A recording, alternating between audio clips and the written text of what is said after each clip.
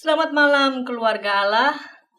Ada sebagian dari keluarga Allah yang malam hari ini sudah berkumpul dengan anggota keluarga di rumah, menikmati kebersamaan dan sebelum beristirahat, beribadah bersama.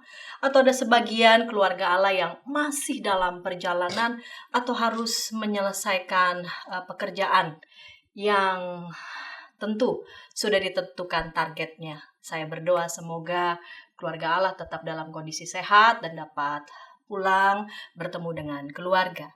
Mari kita awali kebaktian kita yang bertema krisis kemanusiaan tanpa akhir. Masih adakah masa depan bagi orang asli Papua? Dengan bersaat teduh sejenak.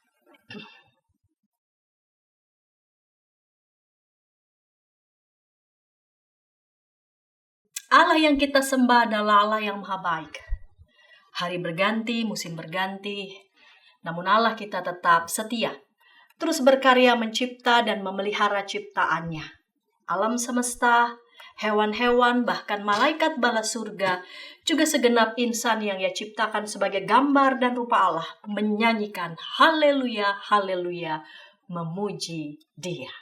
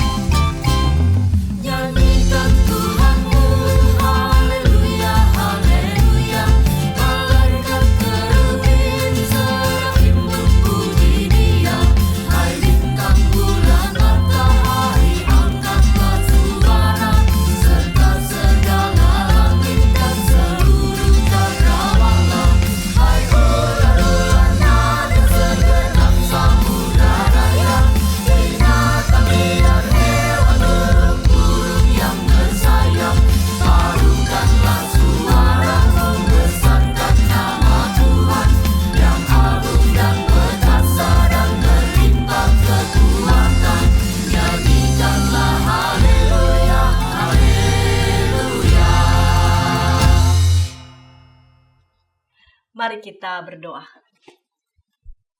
Bapa di surga, Bapa sumber rahmat, terima kasih untuk hari ini.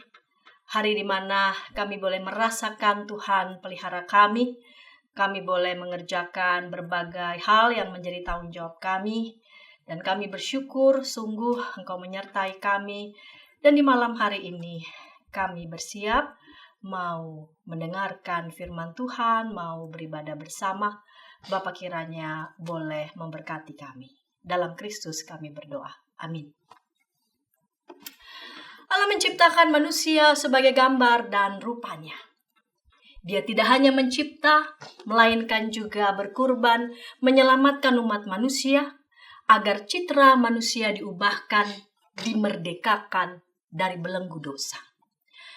Apakah kita sudah menjadi manusia yang merdeka?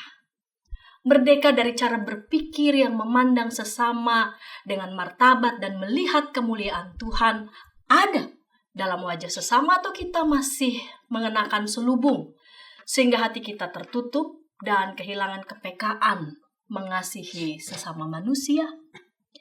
Kita telah dimerdekakan oleh Kristus, karena itu bukalah selubung yang masih menutup hati kita. Firman Tuhan dalam 2 Korintus 3 ayat 17-18a. Sebab Tuhan adalah roh, dan di mana ada roh Tuhan, di situ ada kemerdekaan. Kita semua mencerminkan kemuliaan Tuhan dengan muka yang tidak berselubung. Marilah kita menyambut nas pembuka tadi dengan menyanyikan Mazmur 99.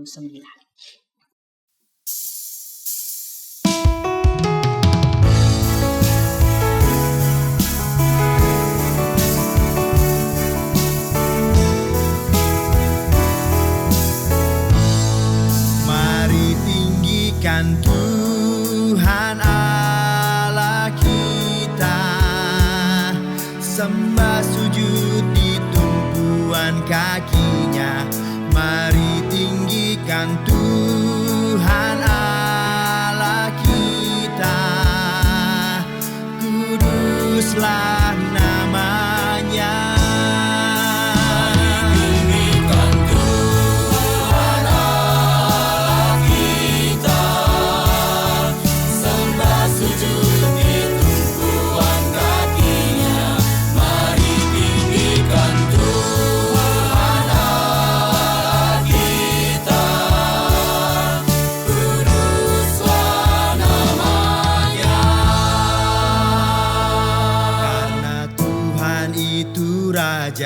Bangsa-bangsa gemetar, di atas kerup Dia bertahta. Tuhan itu maha besar, mengatasi segala bangsa. Biarlah padanya mereka bersyukur.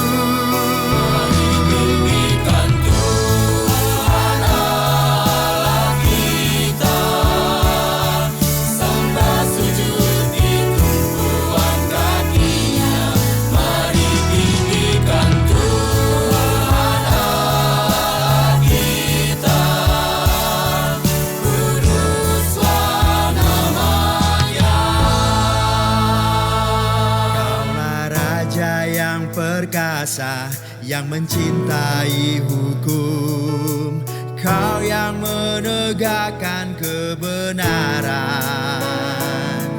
Tuhan, Kau yang melakukan kebenaran serta hukum di antara keturunan Yakub.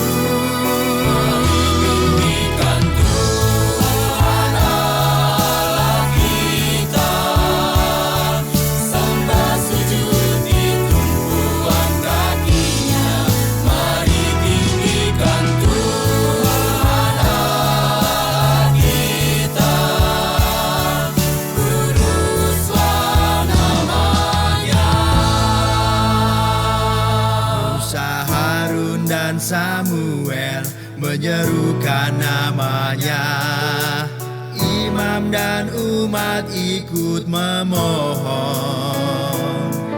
Dijawabnya lah mereka dari dalam tiang awan, ketetapannya pun dipegang teguh.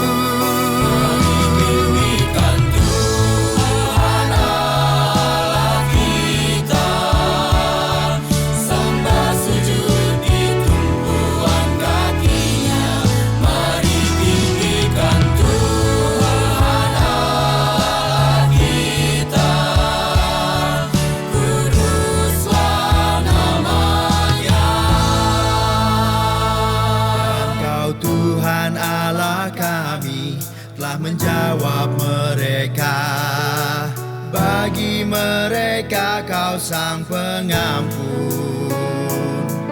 Namun Kau juga membalas kesalahan mereka, sebab Sebab kuduslah Tuhan kita yang besar.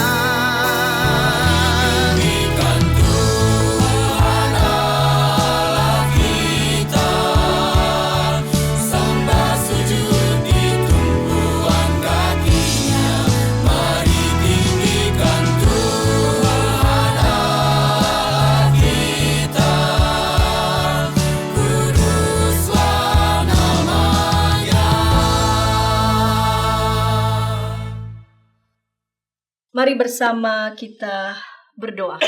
Kita akan membaca Alkitab dan merenungkan firman Tuhan. Bapa di surga, kami akan membaca kitab suci. Hati dan pikiran kami, sungguh kami tempatkan di bawah bimbingan dan kuasa penyertaan Roh-Mu yang kudus. Sehingga dengan demikian hati dan pikiran kami diterangi oleh hikmat yang datangnya dari Engkau. Kami dibantu untuk boleh mengerti, mencintai firman Tuhan, menjadikan firman Tuhan itu sungguh hidup dalam keseharian kami. Berfirmanlah, karena kami sedia mendengarkan. Di dalam Yesus Kristus, firman yang hidup, kami berdoa. Amin. Saya membaca Injil Lukas pasal 9 ayat 28 sampai 43a. Injil Lukas pasal 9 ayat 28 sampai 43a. Saya baca untuk kita semua. Kira-kira 8 hari sesudah menyampaikan perkataan itu, Yesus membawa Petrus, Yohanes, dan Yakobus lalu naik ke atas gunung untuk berdoa. Ketika ia sedang berdoa, rupa wajahnya berubah dan jubahnya menjadi putih berkilau-kilauan. Tampaklah 2 orang berbicara dengan dia, yaitu Musa dan Elia. Keduanya terlihat dalam kemuliaan dan berbicara tentang kepergiannya yang akan digenapinya di Yerusalem. Sementara itu, Petrus dan teman-temannya telah tertidur, dan ketika mereka terbangun, mereka melihat Yesus dalam kemuliaannya dan kedua orang yang berdiri di dekatnya itu. Ketika kedua orang itu hendak meninggalkan Yesus, Petrus berkata kepadanya, "Guru, sungguh baik kita berada di tempat ini. Biarlah kami dirikan 3 kemah, 1 untuk engkau, 1 untuk Musa, dan 1 untuk Elia." Namun Petrus tidak tahu apa yang dikatakannya itu. Sementara ia berkata demikian, datanglah awan menaungi mereka. Ketika mereka masuk ke dalam awan itu, takutlah mereka. Lalu terdengarlah suara dari dalam awan itu yang berkata, "Inilah anakku, pilihanku, dengarkanlah dia." Ketika suara itu terdengar, tampaklah Yesus tinggal seorang diri. Pada masa itu murid-murid itu diam dan tidak menceritakan kepada siapapun apa yang telah mereka lihat itu. Keesokan harinya ketika mereka turun dari gunung itu, datanglah orang banyak berbondong-bondong menemui Yesus. Seorang dari orang banyak itu berseru, "Guru, aku memohon kau menengok anakku sebab ia satu-satunya anakku. Setiap kali diserang roh, ia mendadak berteriak. Roh itu mengguncang-guncangkannya sehingga mulutnya berbusa. Roh itu terus saja menyiksa dia dan hampir-hampir tidak mau meninggalkannya. Aku telah meminta murid-muridku mengusir roh itu, tetapi mereka tidak mampu." Lalu kata Yesus, "Hai generasi yang tidak percaya dan sesat, sampai kapan aku harus tinggal di antara kamu dan sabar terhadap kamu? Bawa anakmu itu kemari." Ketika anak itu mendekati Yesus, setan itu membantingnya ke tanah dan mengguncang-guncangkannya. Namun Yesus menghardik roh jahat itu dan menyembuhkan anak itu, lalu mengembalikannya kepada ayahnya. Semua orang itu pun takjub akan kebesaran Allah. Yang berbahagia adalah kita semua yang mau mendengarkan firman Allah dan yang memeliharanya. Bacaan Injil Lukas yang tadi saya baca diawali dengan pernyataan kira-kira 8 hari sesudah menyampaikan perkataan itu. Perkataan apa yang disampaikan oleh Yesus pada hari sebelumnya? Yesus mengingatkan murid-muridnya setelah ia menanyakan murid-murid tentang apakah yang mereka pikirkan tentang Yesus. Injil Lukas 9 ayat 22 sampai 23 menuliskan, ia berkata, "Anak manusia harus menanggung banyak penderitaan dan ditolak oleh tua-tua, imam-imam kepala dan ahli-ahli Taurat, lalu dibunuh dan dibangkitkan pada hari ketiga." Yesus berkata kepada mereka semua, "Jika seseorang mau mengikut aku, ia harus menyangkal dirinya, memikul salibnya setiap hari, dan mengikut aku." Tuntutan yang begitu radikal. Pada hari ke-8, Yesus kemudian naik ke gunung hendak berdoa. Setelah beberapa hari, Yesus menyampaikan itu kepada para murid. Yesus membawa ketiga muridnya, Petrus, Yakobus, dan Yohanes. Pada saat Yesus berdoa, rupa wajahnya berubah menjadi putih berkilauan.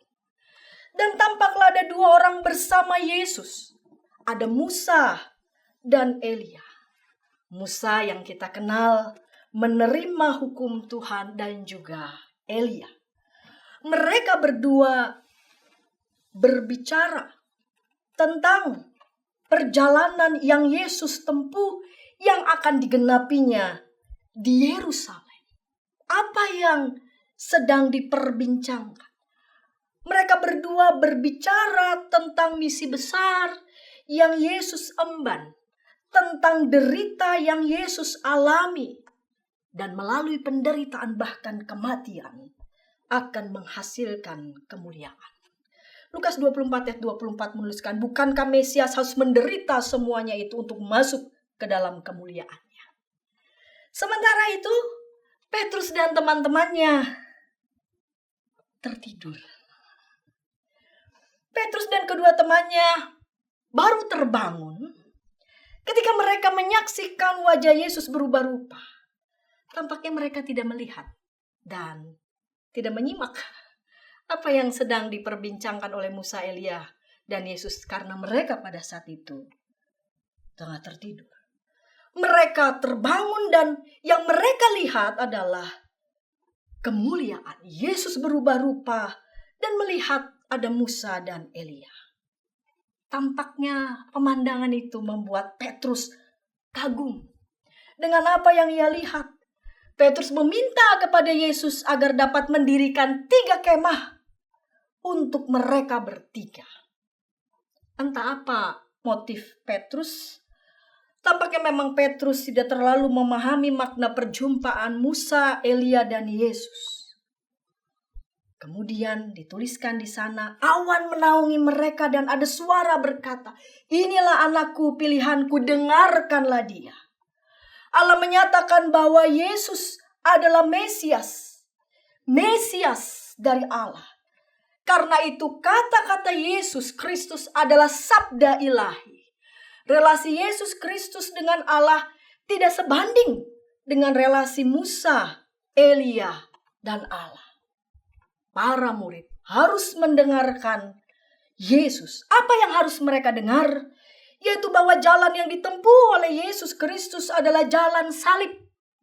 Jangan pakai pikiran sendiri. Jangan pakai rancangan sendiri. Melainkan dengarkanlah dia.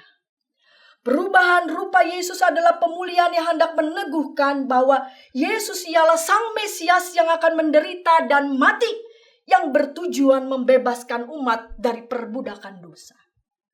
Apa bentuk perbudakan dosa yang kita alami saat ini? Saat kita ditutup oleh selubung.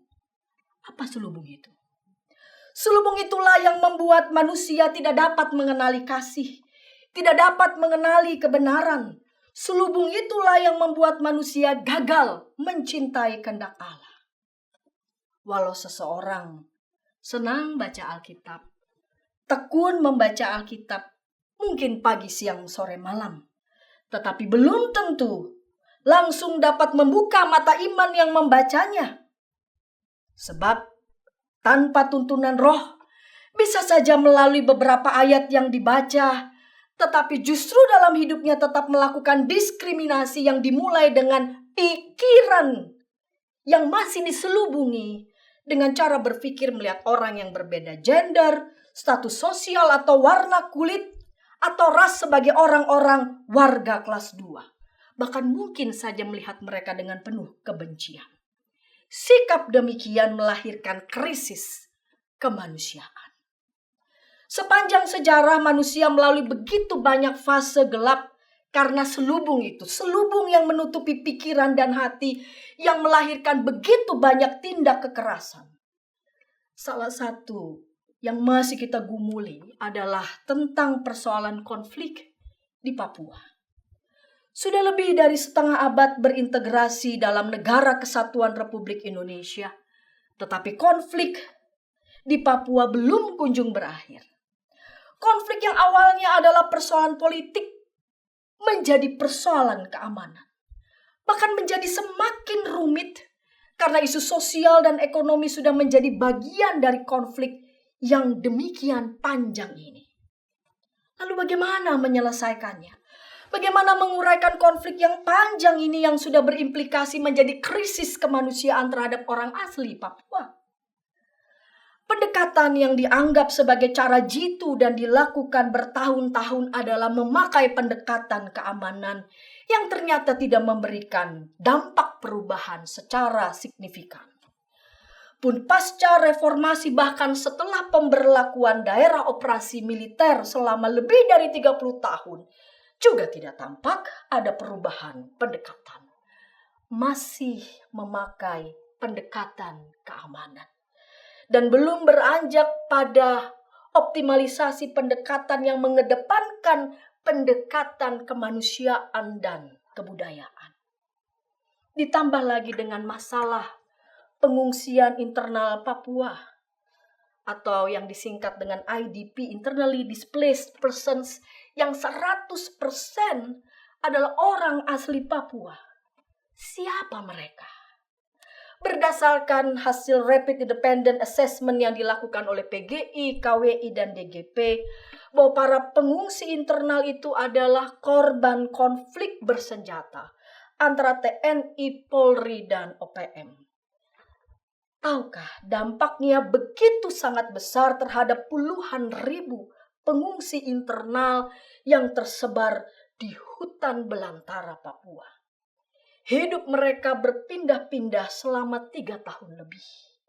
Perempuan dan anak-anak usia sekolah merupakan yang terbanyak jumlahnya di antara para pengungsi internal ini. Kita bayangkan bagaimana masa depan anak-anak yang luput dari perhatian publik. Syukur kepada Allah bahwa para pekerja gereja masih setia mendampingi mereka. Dalam kesaksian para pengungsi internal berulang kali, mereka bersaksi bahwa gereja menjadi tempat berlindung atau tempat transit sementara bagi mereka. Pendampingan para pekerja gereja seperti pendeta, pastor, ataupun pewarta, ataupun penginjil yang membantu mereka keluar dari zona merah sangat krusial. Bahkan setiap kunjungan atau pemindahan pemukiman kembali harus selalu didampingi perwakilan gereja.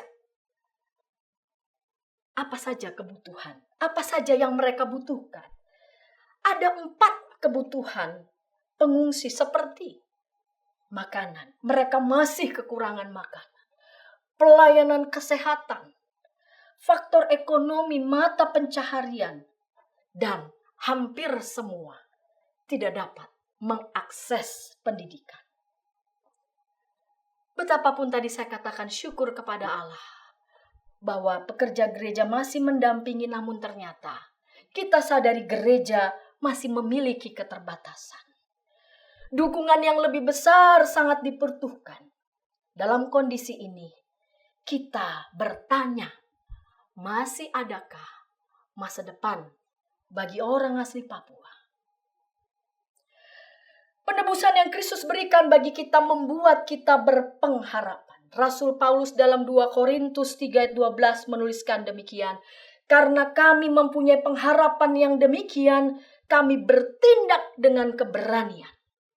Penebusan yang Kristus kerjakan untuk kita telah membuka selubung hati dan pikiran kita sehingga kita dimerdekakan.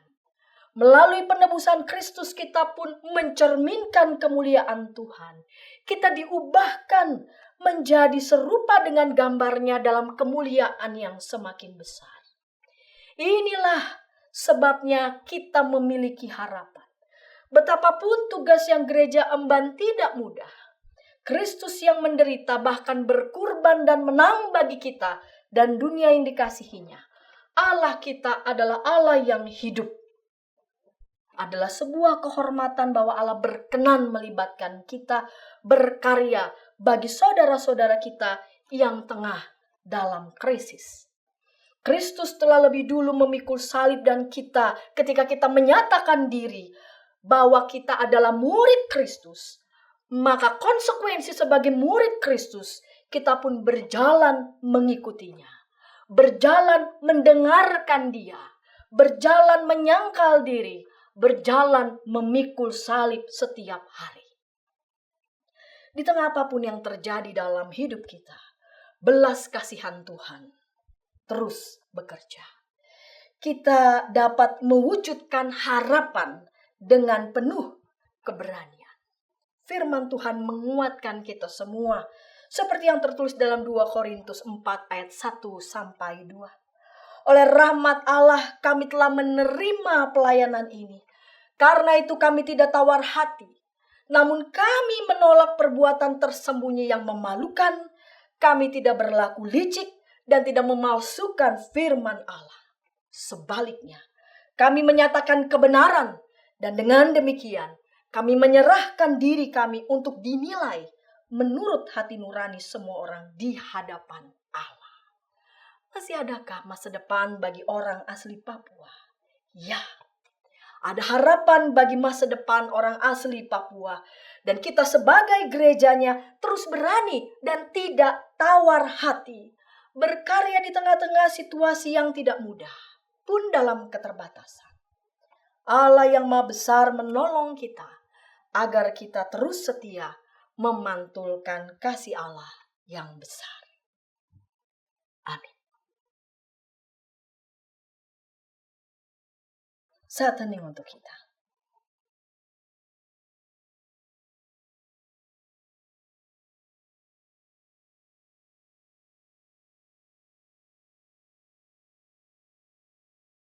Bila ada di antara anggota keluarga Allah yang ingin didoakan, dapat menghubungi kami di nomor 081281889191. Tim doa kami akan mendoakan saudara. Mari kita berdoa.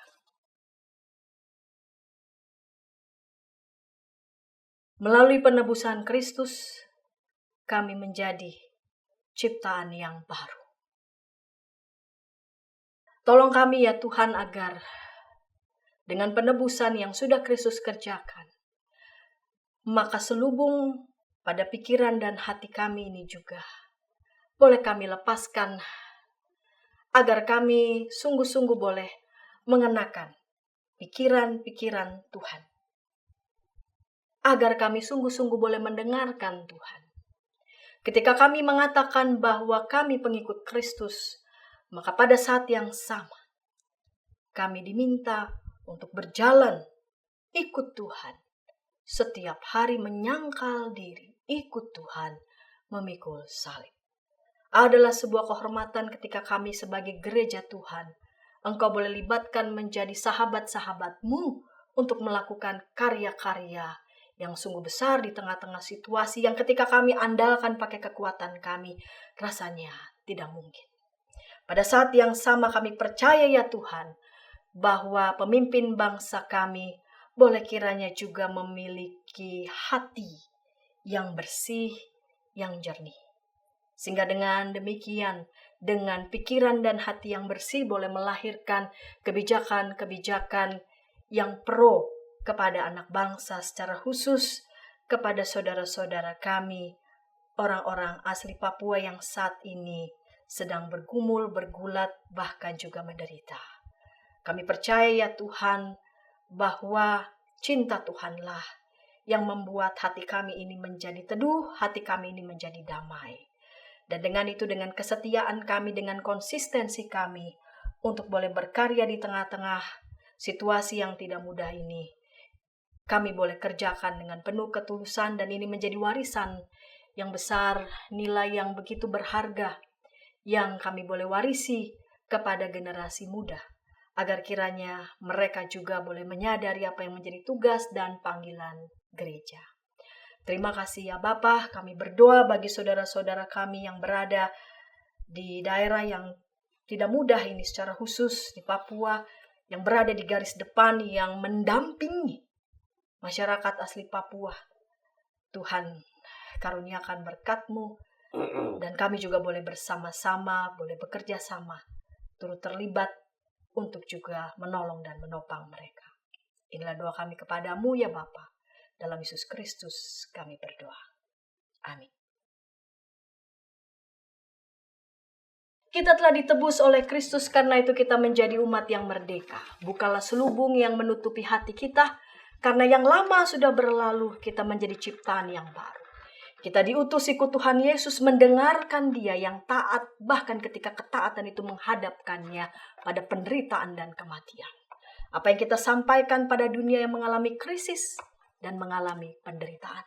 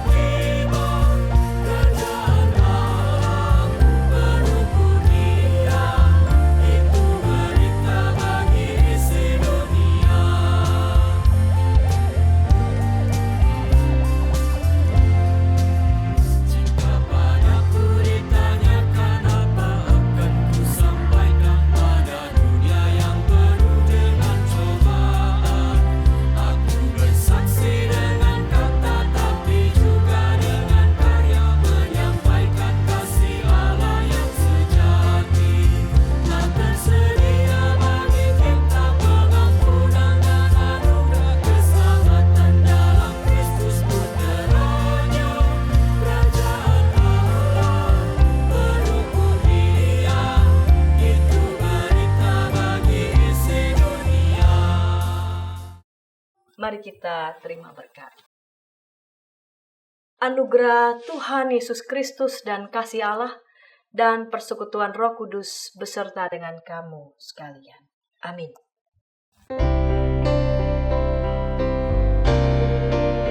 Terima kasih ya Allah Bapa, terima kasih ya Yesus Kristus Tuhan, terima kasih ya Roh Kudus, Allah Trinitas Maha Kudus. Amin.